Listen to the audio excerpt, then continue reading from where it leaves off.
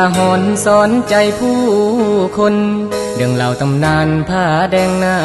งไอพังคีผู้มีหัวใจหักนางไอคำบอกเคยสมหวังเรื่องความหักเป็นฝ่ายผู้ถือกระทำทั้งที่หัวนางไอคำนั้นมีคู่ครองใจบ่มีผู้ใดกำหนดความหักของเฮาสองคนไผบอกว่าพญานาคกับคนหักกันบ่ได้ย้อนหาแข้งจึงแปลงกายเป็นกระหอกดอนแต่ถูกลูกศรเสียบลงตั้งใจชีวิตนี้ยกให้นางไอแต่เพียงผู้เดียวบ่โทษฟ้าโทษดินน้องน้อให้เฮามาพอแต่บ่พอสิได้อยู่สุดท้ายบ่ได้เคียงคู่พนางไงคำข้าวพังที่ผู้มีใจหาจริงสุดท้ายถูกยิงจนน้ำตาหลั่งชาตินี้หากบ่สมหวัง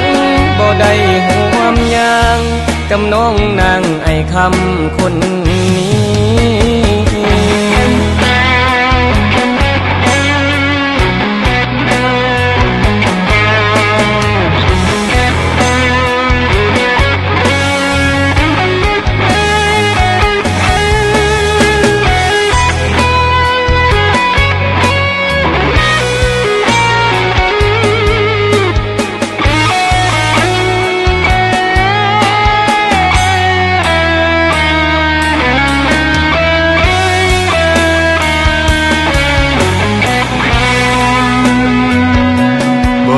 ผู้ใด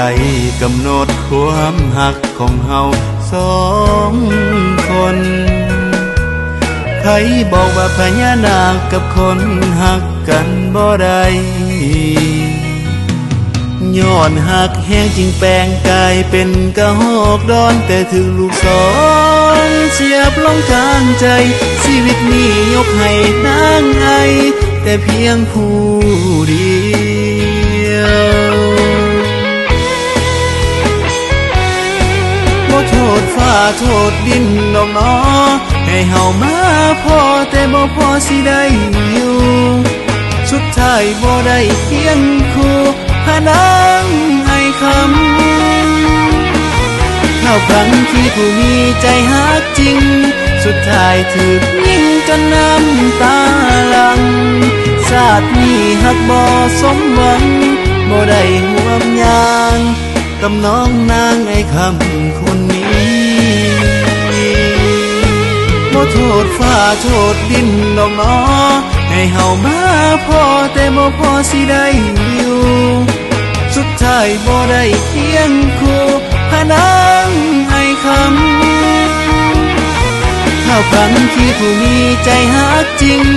สุดท้ายถูกยิงจนน้ำตาหลั่งชาตินี้หักบ่สมหวังบ่ได้ห่วมยางกับน้องนางไอคำคนนี้